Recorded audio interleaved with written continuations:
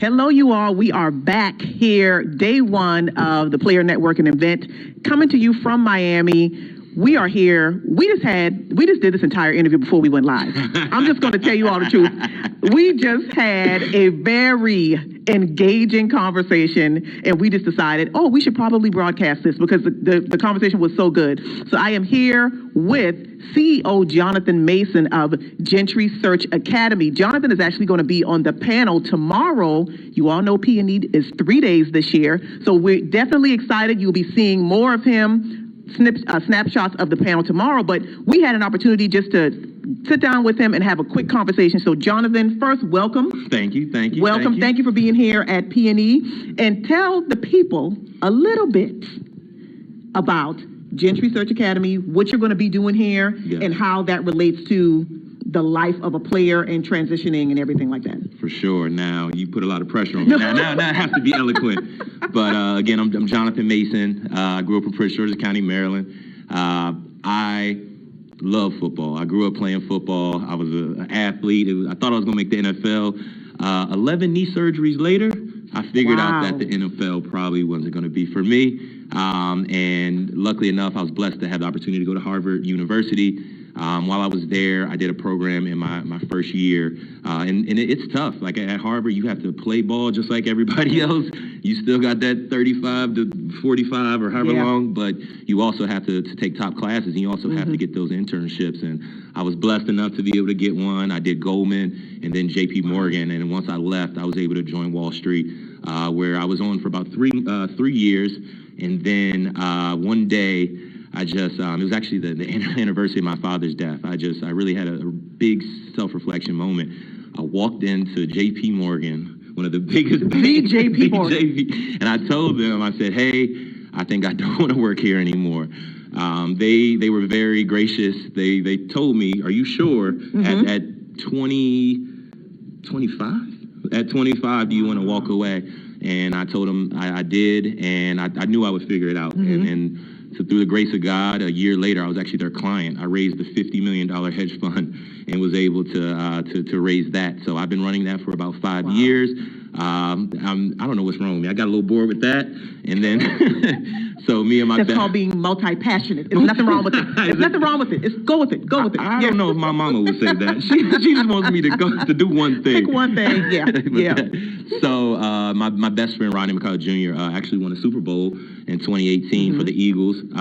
He is very passionate about fashion. I mean, he's a very fashionable guy, and I wasn't. I was raising a hedge fund. I was always in a Harvard hoodie and some shorts, and he taps me on the should he said, hey, it's about time to get into business.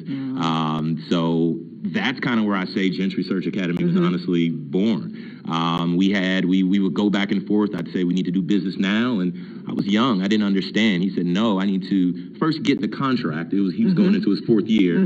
He got the contract, a $37 million contract, and at that point, my best friend, who was smarter than me, came back and said, now we can start doing business. So that, I always say, is when Jentry, in 2017, we opened Back of House, USA. It's a high-end streetwear store still operating today. We've actually transitioned from Pentagon City. We wanted to be ahead of the trend. You've seen Barney's, you've seen the big ones go down. We were all digital. We transitioned to all digital. We looked at the trends, and working with Rodney and then helping other players out with business management. There's a program at Harvard Business School. One of my favorite professors, Professor Anita Elbersi, who's the reason I went to Harvard Business School. She does the crossover to business program in which she brings NFL players to Harvard, and they get to actually learn business. I've got the chance to kind of help out with that program, and I just fell in love with it, and I really got invigorated to why I like athletics and then why I like being an athlete. And that is, once I got that invigoration, I really started thinking, there is so much that I learned in football that I'm getting chills right now. I can't even feel you feel it. Like that's why I was able to that's why I was able to tell J.P. Morgan, you know what? I know the work ethic. I know how hard it needs. I know how it is to compete compete, but also be on a team. Yes. And those are skill sets that I've even noticed some of my Harvard Business School counterparts struggle with. But there's one population of people that are very good with taking instruction, very good with communicating, very good with having that CEO gravitas, and that's NFL players and athletes. Yes. So we saw the platform of the NFL players from their general social platform, but also their capital platform and their knowledge base. These, I mean, we paint them as NFL players, but they're so much more than that. Exactly. Raji, so much more than Raji that. graduated above a 3.0 from UVA. Wow. So he's a very intelligent person. So I saw that ability, and I wanted to channel that. I first thought to go into startups.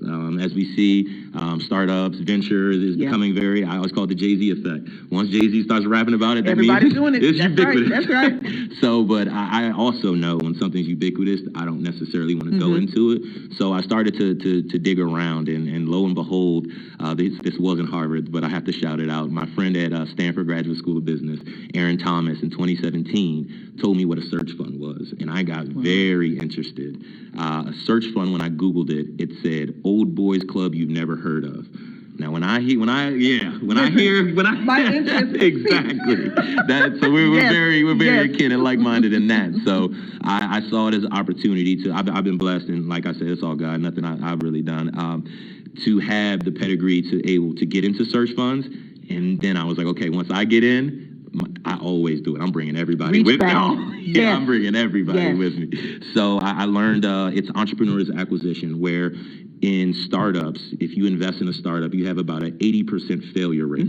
On a successful investment into a search, you have a 80% success rate. So you flip it. Inverse. Wow. So so the point of it is, for the first year, you have investors. They give you about $400,000, or if it's a two-person search, about $800,000, and all you're doing is canvassing the United States to find a business. And a lot of it's very cookie cutter. That's why it's old boy. It's very cookie cutter. You need high recurring revenue. You need strong EBITDA margins, so you have a little cash to play with, and you need revenues. I just said three things pretty quickly that anybody can kind of take in. And then we have a little piece of technology that helps us out. And then we find the company, and once you find the company, that student, we're working with a lot of HBS students, my friends, honestly, at this current point. And once they find the company and they invest in it, they deploy a CEO. So now you got to think, these students, they're deploying. I turned 30 in a month. So at 30 years old, you're deploying into a smaller business, not a Fortune 500 company, but a smaller business. But like I said, the average in 2018 for search was about 2.1 million in EBITDA and $10 million in revenue. So we're giving these athletes the ability to not only invest, and we're trying to get the investment covered, but we're giving them the knowledge base and the social acumen, social business acumen of just talking the talk and walking the walk with the HBS student. And then after they retire, they can step into a company that they've been working for years. So they're a face at the company. They know the company. So, and that's if they would like to. They not only have the investment, they have the knowledge. So if they want to go do something else, they can. Exactly. But if they don't find anything else or don't feel like doing anything else, they have a job on the way out. So we want to attack the pipeline problem, the issue of. I mean, it's not an issue of the NFL. It's an issue of anybody. And once you're a career switcher, and that's what NFL play. When they are career switchers, and they're no different than anybody else. It's a transition period. And if you're telling me I could have a nice salary, they're not going to have small salaries in these companies, because they'll be very seasoned by that point. So if you're telling me I can have some flexibility, and hopefully there's some passion, we do a lot of interest-based testing before with the players to make sure it's the right fit for them. So we're hoping to kind of assuage that pipeline problem. It goes up. Funny enough, that Goldman program I did, Goldman just said they're not taking any more any companies public that don't have minority board members. So I think Gent Research Academy can help with that problem. If there is a problem, but that's not for me to say, but I just want to help. So I want to get as many people in that funnel, and if it's going to be NFL people, and then the kicker is we bring the HBS student, the NFL player, but if you're really trying to make some change, if you're really trying to make business change or social change, you got to have somebody from the community. So it's a threefold. We're making search pods, not just dual-led searches, search pods. We also have a community influencer. So we want to bring everybody, like I said. Everybody gets it. That is so awesome. Okay, so two things.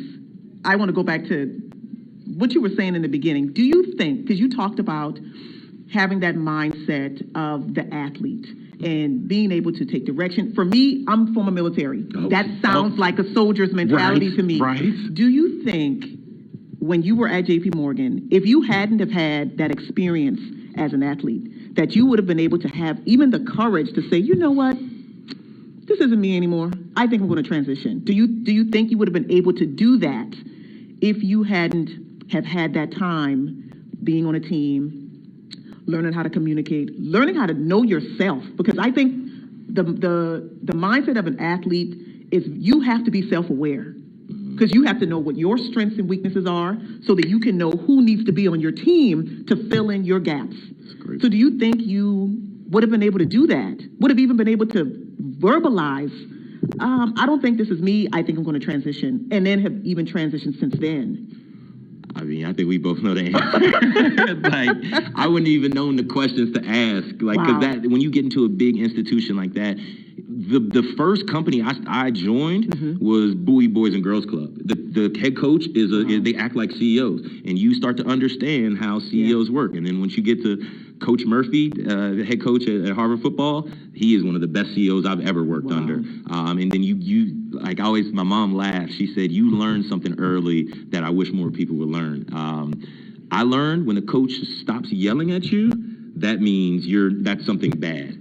So if the coach stops looking at you and stops talking to you, that's bad. So I always wanted people to, like, I would push at JP Morgan. You do a lot of shadowing. You do a lot of like mentorship. And I would always ask the extra question or almost annoy somebody, because I knew they would put me back in my place, but that meant they cared. Yes. Because if they didn't want to talk to me, those guys they're not interested in molding you. Yeah, because so much of that is molding and nurturing. This is so good. And everything that you said with what Gent Research Academy is going to be able to do, bringing in the player, the Harvard Business School student, and then reaching back into the community and introducing possibility.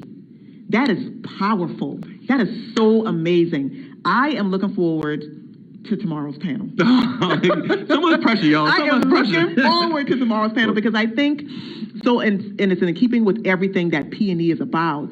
It's introducing more possibility to the athlete, and the fact that, especially today, we had the high school athletes here, for them to be able to see what their life could be or what they could be doing beyond the game. Ray, in the earlier segments, he kept saying it's beyond the ball. I like that. It's bigger than the ball. That. So it's so empowering, because so many, we know young people from certain communities, the goal is just to be an athlete, and there isn't really a plan for what happens after that. So for them to be able to see you and see other people in this room that can say, listen, be great as an athlete, also plan for what's going to happen after. That is so amazing.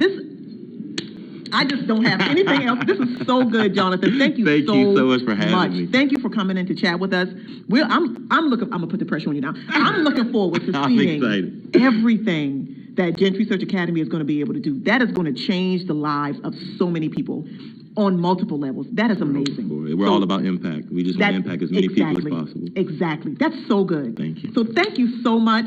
Like I said, Jonathan will be on the panel tomorrow, day 2 of P&E. You will see more of him. I'm sure of it. So you all, if you're not following along the page, please do.